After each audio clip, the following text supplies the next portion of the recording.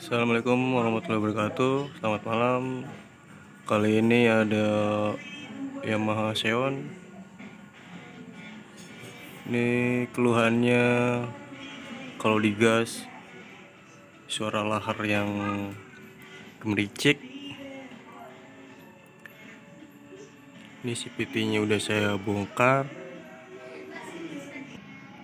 Ini penyakitnya ada di lahar puli. Bila saya putar dia laharnya bunyi seperti ini. Tapi ketika pulinya dicopot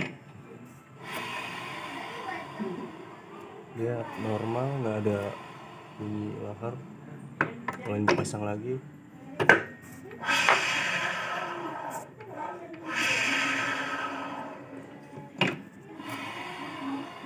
di lahar bambunya ya paling kita ganti satu set sama lahar kecilnya.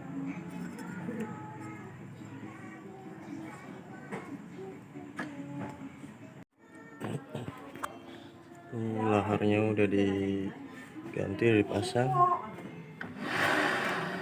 putar normal lagi sekarang.